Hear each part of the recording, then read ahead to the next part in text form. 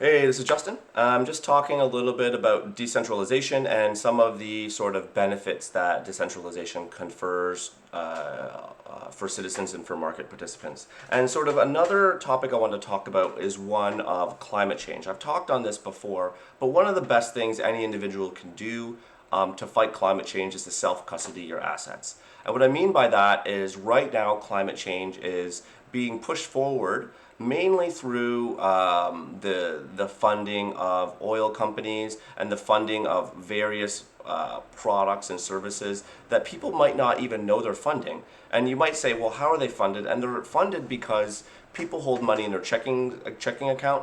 I would say people hold their money in checking accounts, and then that money is leveraged by financial institutions to generate loans and services for other large organizations to mine for resources we as individuals may not want mined, or to lend to oil companies. And I'm not going to go into the details because I don't want to get off track, but what I want to say is this: when you self-custody and own your own assets, you then know with certainty that those assets are not used in any way without your permission.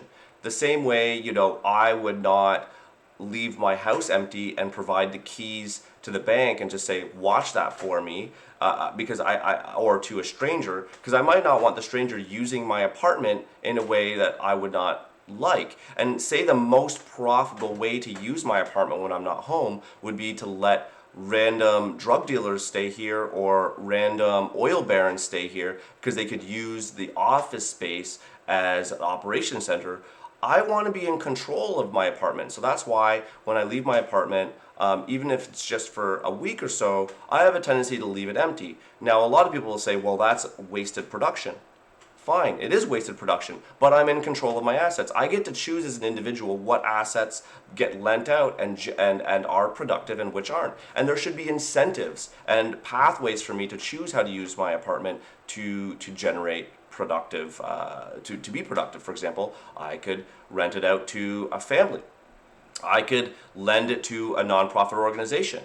I can choose on my terms who I want to lend my apartment to, under what terms, and I will do that in a way I find ethical. When that process becomes opaque and hidden, when someone just leaves some money in their checking account and the bank acts like they're safe, it's in there for safekeeping, but financial institutions globally, all of them, turn around and use that money in a leveraged manner to try to generate speculative profit,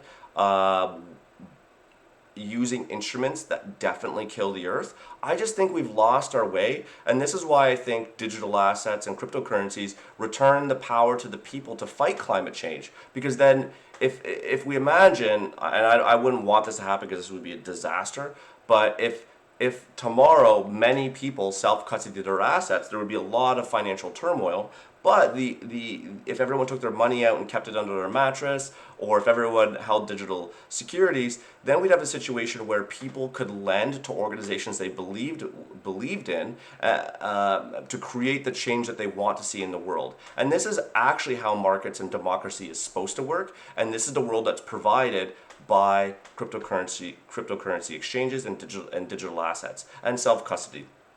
This becomes possible because the individual market participants are then able to make intelligent, informed decisions. And then the nature of lending and the nature of the ecosystem, instead of people just dumping their money in random accounts and told you're going to earn this much and it doesn't earn that much or whatever, you have a situation where organizations that want to raise money have to turn to the individual citizens in the republic, and they have to ask them, hey, we want to create this change for you in society. Would you invest with us? And that means ExxonMobil has to come up with a very convincing way to express to all the citizens of the earth when they want to raise money.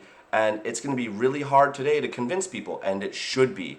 The idea that fundraising process is opaque and hidden behind checking accounts, I find is very nefarious and sneaky, and a return to observability is guaranteed when people self-custody and govern their own assets. So it's another reason that, when it comes down to climate change, one of the best moves people could make is to gather more of their assets in situations where it's not leveraged without their permission. And that's why I'm not a believer in holding large balances in checking accounts or generic funds offered by companies like Wealthsimple. They might have really great funds, I don't know, but I know some of them don't invest in the best assets. And I think that, self-custody and decision making around these lending decisions is in the power of citizens, and it's the primary way we can fight climate change. Anyway, that's just another reason that decentralization helps. It helps fight climate change. The greater the ecosystem grows, the healthier the planet will get, the faster we can heal the planet, because the money will flow to the people who want to heal the planet, because that's what most individual market participants really believe in. And that's just another topic in decentralization.